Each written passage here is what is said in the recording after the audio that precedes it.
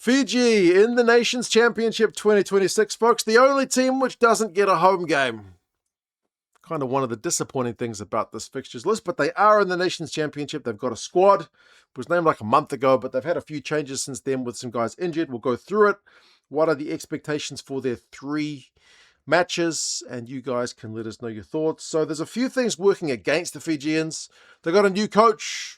So there's going to be a little bit of settling in for the new coach. They don't have any home games. That is probably the number one headline for Fiji, sadly. I think as the Nations Championship becomes its own thing as a competition, finding out the best way to run things will be a bit of trial and error.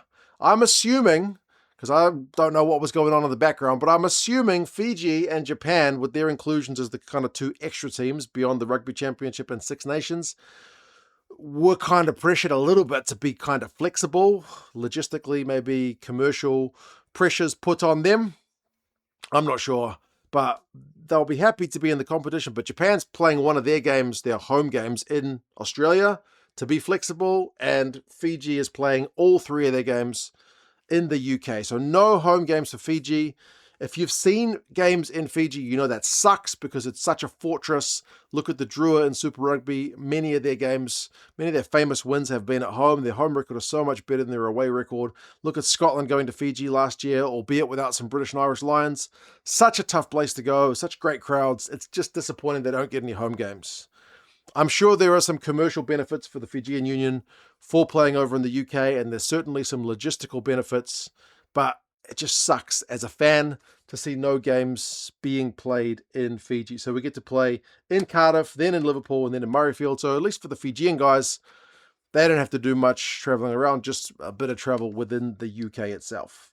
For the squad, some of the big guns are back, and that's great. If you just want to see, you want to see Joshua Tuisova busting tackles, you want to see Semi Ranradra, you want to see Waningolo, you want to see Botia. All these guys are there. That's great news. It's a headline-worthy Fijian squad. They do have some kind of changes, as I said, due to injuries, because there were a couple of guys initially named. Loose head prop Sokobale and then winger Habosi. Both these guys initially named had to withdraw due to injury, so they have been replaced. Natave has come in to replace at loose head. Kind of veteran, late 20s, been playing rugby over at Worcester, is largely a sub this year. But he's back in. He's been capped by Fiji before, so not a bad replacement to have. Although Sokobale is kind of one of the young emerging props, so it would have been nice to see him get a bit more experience. And then Rabitu. I'm super happy for Rabitu being in. I know Habosi being out sucks, but Rabitu had a really good season for Super Rugby in the Drua. He can play multiple positions. He can play fullback, can play 12, 10, so he's a really flexible player. Busts tackles, gets run meters. Just what you want from an attacking outside back, and he's only, 21? I think he'll get his debut, so pretty chuffed for him. For the front row, otherwise, they've got the veteran Ravaias, the 36-year-old, one of the oldest guys in the squad, but the rest of the props around him are all kind of in their late to mid-20s. I mean, Tim Hoyt's the youngest at 23, so there's certainly a lot of development to come in from the Fijian props. I guess Ravai being able to cover both sides is one of the things that holds him in better stead. Ikanavera is still captain, so he'll play the majority of the minutes. Toigitama is there. He started most of the games for the Drua this year. And then Matsavesi, who's been playing lower level rugby over in England, is still in the Fijian squad. So he's 34. Gets to potentially add to his Fijian caps, but surely he's the third choice guy. At this point, the locks are largely made up from the Drua guys. Obviously, you've got to look out for Mana Vanua. He's one of the big leaders of the squad. And then, Nasili Sila, big unit for big dominant tackles. But honestly, I'd be more excited about the loose forwards because, geez, you got some good loose forwards in Fiji. And it's not unique to Fiji because so many teams you can just talk about their loose forwards all day. You look at the Aussies, who are their best players, like Fraser McCright. One of their loose forwards is one of their best guys. Look at the Scots. They've got many good loose forward players. Fiji is no different. Salawa for the Drua, getting carries, busting tackles, getting turnovers, making tackles. What a unit of a player. And he's only 20, was he 25? Tangi Valu, big dominant tackles. Thanakai Vata, carrying machine for the Drua this year. Botia, Lavani Botia, the 37-year-old is back. If you want a guy to win turnovers, he's going to win you turnovers. That's not even including like Seruvakula. Particularly Yato is back. Yato, who hasn't played for a few years for the Flying Fijians, he's back in as well. So you've got some good veterans, some 30-year-olds, some late 20-year-olds, some Drua players, some European-based players. You've really got good choice in the loose. Fewer choices in the halfbacks because it's like Lomani and Kuravoli, the two kind of Drua guys. The Drua had a bit of a halfback crisis throughout the year. There's no Basalala, which is an interesting one. And then I'm going to be pleased to see Caleb Muntz back because obviously when he went to France to play in the D2, haven't seen him play since he left. So see what kind of form he's in. But I know he's played a lot of games for his club over in France. Whether the Drua go the two playmakers thing, because Armstrong or Vula's in the squad too, they can sometimes put him at 15. But I prefer the Fijians just to have like 3 absolute danger men.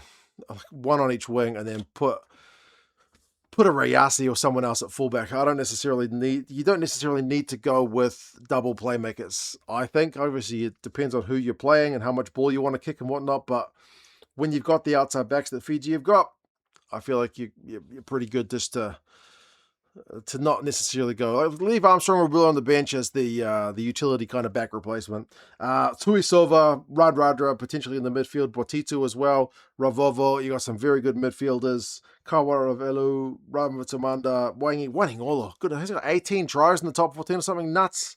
Riasi's there. You've got some very good outside backs. Very versatile guys as well. Like a lot of these guys can play wing or centre. So they can move them around. But I'd like to see maybe, I don't know, like Ranrada, if he's going to start, chuck him on the wing. Not chuck him on the wing, chuck him in the midfield. He's been playing midfield in Japan this season just gone. It's probably the best position for him at this point. Get to us over the ball. He's going to run straight through. Target opposition 10s. Get the most out of him. I like Rayasi at fullback. He's been playing well for Bordeaux there as well. So you've definitely got some pretty good options. There are still a few omissions, like the props, Ndongia and Tawake. Both of those guys are kind of conspicuous in their absence, although I was pleased to see Luke Tangi back because he didn't play for Fiji for a while now, so he's a good bolstering of the squad at tight head prop. There's no Vakatawa, despite a cracking season for the Drua for him. Mangala is also a pretty big one in his absence. Mateele could have potentially been another guy in the outside backs, but you do have a lot of guys in that area. But overall, William Mata is injured. Hetet, the prop, is also injured. So there's a few guys out just omitted and a few guys who are injured. But overall, I think the squad looks strong.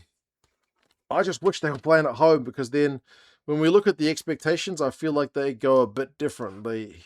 Playing Wales away in Cardiff, first up, you got to hope to win that one because Wales is the lowest ranked of the opposition. You've beaten Wales in recent years. That one should be targeted as a win, even if it's in Cardiff and it's an away game. Then you got England in Liverpool. So it's not at Twickenham.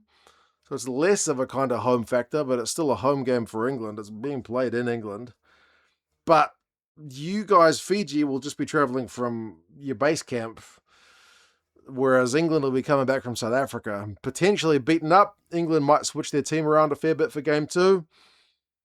If South Africa have unleashed on them, maybe it's a good time to play England then. And then the exact same thing is true with the Scotland game. Scotland come to play Fiji at Murrayfield, so at their proper home, but they'll just be coming back from South Africa. So maybe the Boks can do you guys a favor and beat both these teams up a bit before they come back to their kind of home games. So what are the expectations? I feel like you need to win at least one. If it was in Fiji, I would absolutely say 2. Do you even go 3? I don't know. Maybe. In Fiji, honestly, I would back Fiji to have a real good crack at all 3 games if it was in Fiji. But away from home just feels a little bit tougher. The travel factor for your opposition makes all these games interesting. All those games I feel like are going to be really fascinating watches. But you need to win at least 1, maybe 2. I don't know. Maybe I haven't looked at the bookies' odds. I'm sure the bookies will not have as much money on Fiji, but I just like the look of the squad. But as I said, it is a new coach, so it's a bit of a changing of the guard. So we're not sure how they're going to go, but it'll be fascinating either way. You guys let us know your thoughts. How do you reckon Fiji are going to go? What are the expectations for them? Who are you most excited to see playing or excited to see back? Take care, and I'll talk to you guys again soon. See you later.